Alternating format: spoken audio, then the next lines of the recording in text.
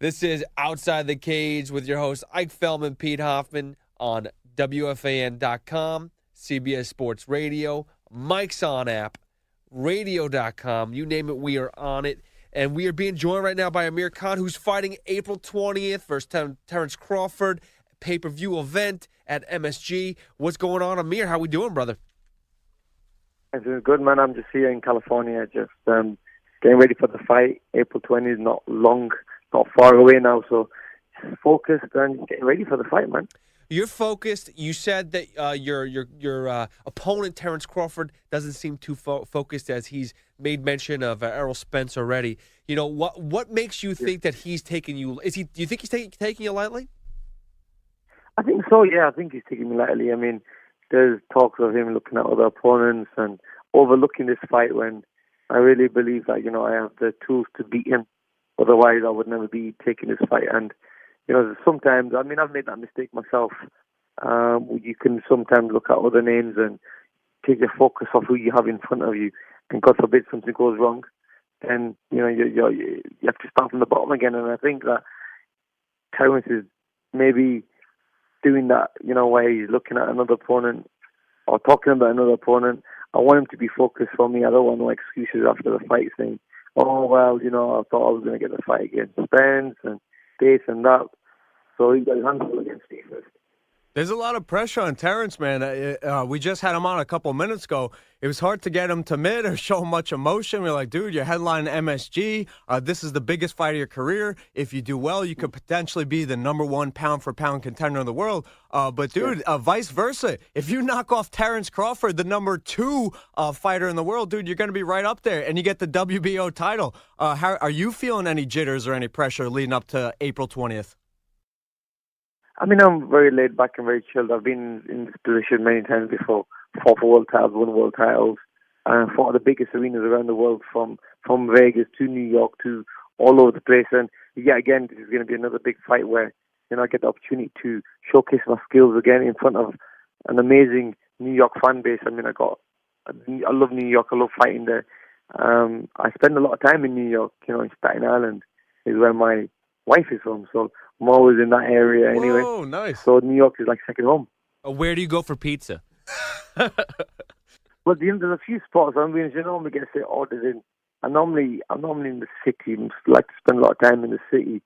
But she does say there's some amazing Italian spots in Staten Island. There's probably like a Joe's Pizzeria or something like that, right? A Tony's Pizzeria. Normally, that's usually where we go. There's so many, I don't know the names. I don't know the names, but there's and it's not nice. It's a very nice place. Staten Island is very chill, very quiet. Sometimes you want to get away from that busyness, that craziness in the city, and I like to go to Staten Island to kind of lay low. Wow, no, that's cool, man. And we love that you like our neck of the woods. That's very cool. I mean, you're right now. Yeah. You're in California right now. I mean, that's a totally different vibe over there. Very chill too. But one thing that you talked about, like with Terence, he's looking forward to Errol Spence, and he might be overlooking you. You said you haven't overlooked it. You're not overlooking him. You have fought some names, though, my man. You have fought, Alvarez, Judah, Malignaggi. You fought a lot of guys. Who is the guy that kind of irked you the most, that you felt best after you beat him? I think Maidana might have been the biggest name, in my opinion, who I beat so easily, and someone who I needed to beat, because at that time he was on top of his game. He was like the Crawford at the time, when I beat him, and then become world champion. But look, if you look at my resume and look at Crawford's resume, I am way ahead. And a lot of people have been saying, you ain't got a chance in this fight. Crawford's the better fighter. But if you think that I'm 32 and I'm getting old, he's 31. There's only a year difference in us. Like I said, if you look at my resume, the fighters I fought and beat, or whoever I've been in the ring with, there's a big, big difference. So, I've been in this position before. I think it's the first time Terence is in this position. He is very laid back and very chilled out. He's a nice guy. He's a very professional fighter.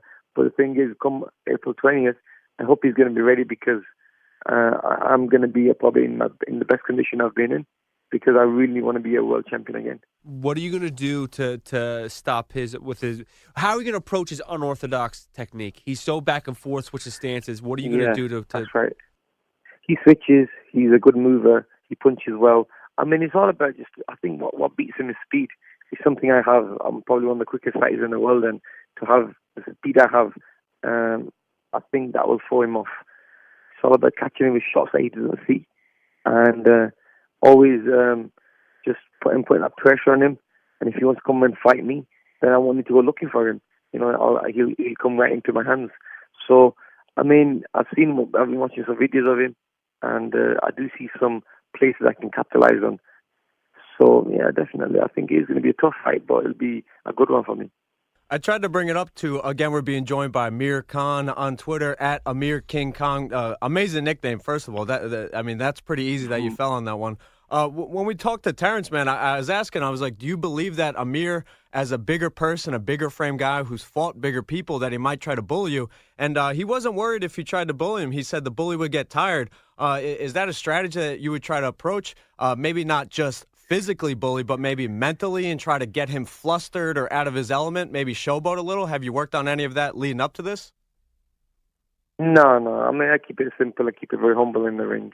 My skills that are going to win me the fight, not me trying to bully someone. I'm not going to do something I've never done before, or something that's going to, something new to me. I'm going to go in there and do what I do best, really. I throw well combinations. I throw shots good. I have decent power, and speed is there. The movement is there. So I'm going to use my attributes, what I know is going to get me through this fight and win me this fight. So, at times it might get boring. At times it might be very exciting. So it's going to be just sticking to the game plan from my corner. Can't give too much away, and hopefully just get the win. That's the main thing. Almost got the game plan, man. Almost got it out of you.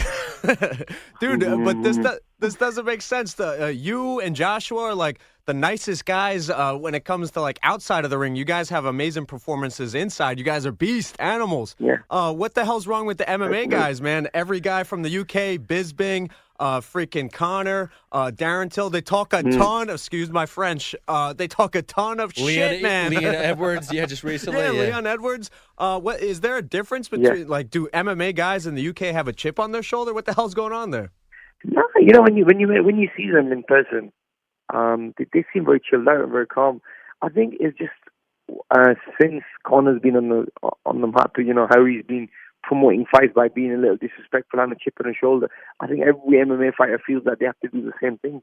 And whereas boxing and boxers, they never like that. We more chilled out. We let our skills do the talking. We let our fighting skills, sell fights. And the way we are as a person, our personality as well. MMA, I think, is just a little bit different because they feel that they have to kind of cause some drama. I'm sure the promoters, like the Dana Whites and the UFC, tell them to make it quite crazy, so people kind of get on edge of the seats and think, wow, this is going to be an amazing fight. So they kind of cause a big fight before the main fight. So whereas with boxing, it's just supposed to be going for years and years, and we know that it's going to be a good fight. So that's the way we take it, really. It's a little different. Our mindset's a little different. Yeah, no, we noticed that. MMA still has to prove something. Boxing doesn't have to prove anything. You just exist. We don't have to prove anything. We've been around for so many years, and we've been topping bills, selling at arenas all around the world. MMA is quite new now, where they want to make a name for themselves, and they want to do it quick. And I think they're doing a great job by doing it quick. By before the fight, there's like a fight. There's all this trash talking. I mean, people like to see that. Even me as a boxer, I like MMA, and I do watch MMA. And when there's like a bit of drama at the weigh-in or the press conference, and you have someone like Conor McGregor throwing his belt, so on, or snatching the belt off someone. I mean, there is a bit of drama. It just gives a bit of hype to the fight. Dude, I'm glad you brought it up. I wasn't going to reveal your secret, but I was next to you at the Mac May weigh-in, man. We were fighting our way to get in. That was a freaking packed house for a freaking weigh-in. Now that the experiment has passed, what'd you think of the McGregor and the Mayweather build-up, the fight, and where each fighter has gone from? Like, how do you feel about it, man? Do you feel it was justified, or do you feel it was a circus? I mean, it was a bit of look, it was a money-making scheme, and I think it worked for both fighters. It's a fight that maybe the public would have, the public went out and paid for it. I mean, the viewing figures were massive. The fight made a lot of money. Now, if you look at that fight, I mean, on paper you break it down, you know it's a mismatch, but it's the way it was hyped, the way Conor McGregor speaks well, the way Mayweather speaks well, and the fight was sold. So you can't take nothing away from either fighter. Both fighters put on a great fight. They were very smart, and they made the fight make millions. You know, so you have to give them credit for that. But to be honest with you, on paper, if you break it down, you know it was a bit of a mismatch. But the guys went out there and made millions with it and sold the fight well and promoted it the right way. Amir, one thing that we talked about with Terence as well was, the opportunity that brought in so much money in MMA does not pay enough. Terence would say he would never fight in MMA just because they don't pay enough yet. What would there ever be an amount of money that you would take a fight in MMA? And if not, would you be open to taking on a fighter in MMA and put him in the boxing ring? Well, to be honest with you, I own a MMA company in India, and it's slowly come to America and Seattle at a show. I've done a couple of shows in. I'm thinking of now getting the rights out to England and going through it the whole world. It's called Super Fight League. Now, mine is the same thing as, obviously, it's more of a team concept the way we've got, say if it was in America, we'll have Team New York, Team Chicago, Team LA, Team Vegas, Team Miami. Yep. So that's the way I've gone on that concept. And each win is like a point system. So I'm in the MMA business myself. But to be honest with you, I always think, because I'm a boxer, I'm always gonna lean more towards boxing. But look, MMA is a great business where you can make a lot of money through it, and also you get a lot of hype behind it as well. And since I've started my MMA business, I have an MMA business and I have a boxing business. I have to say that MMA is huge. Everyone is into MMA. The gyms I've got in India and Asia, they're full. People want to all try out MMA and be trained by MMA coaches and MMA fighters. So you can't take that away. The promotion MMA has got and the way they get it out there, you can't beat it. I mean, it's huge.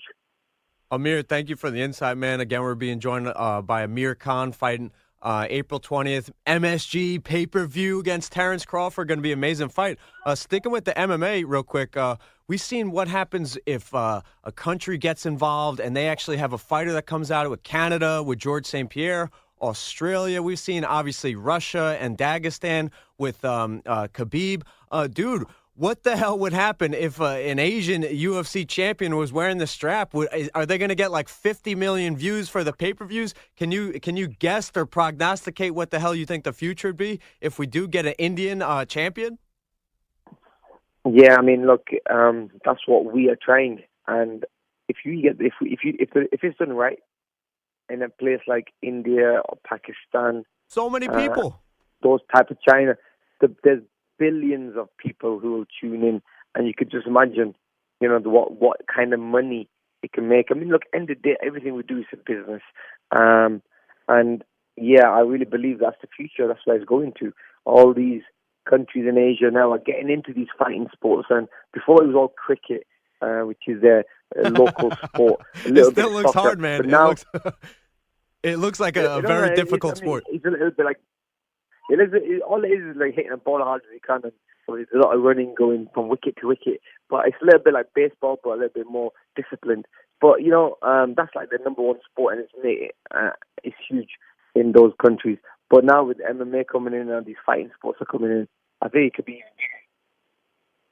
Again, we're being joined by Amir Khan, and thank you so much for the time, Amir. Again, your fight April 20th, MSG. You're feeling good. You sound good. You sound energetic. But give us what you feel, Terence Crawford. When do you have a prediction? Is it going to go 12 rounds? Do you think you're going to knock him out sooner? I never go into a fight saying I'm going to go knock the guy out. I know I'll win the fight. I know I'm gonna be in the best condition ever. I'm gonna be sharp. I'm gonna be fit. I'm gonna be strong. And whatever Terence brings to the table, I'm gonna have answers for. I've trained really hard for this, and I'm gonna be more than ready. So I hope he's ready as well, and I want it to be a great fight for the fans. I want it to be amazing for New York, and hopefully a fight that everyone will talk about years after the fight. So let's hope both fighters come out safely, and it is going to be a good fight. Well, we're looking forward to it. Amir Khan, thank you so much for the time and best of luck, man. Check out Super Fight League, guys. Thank you. Thank you. Thank you very much, man. Thank you, as well.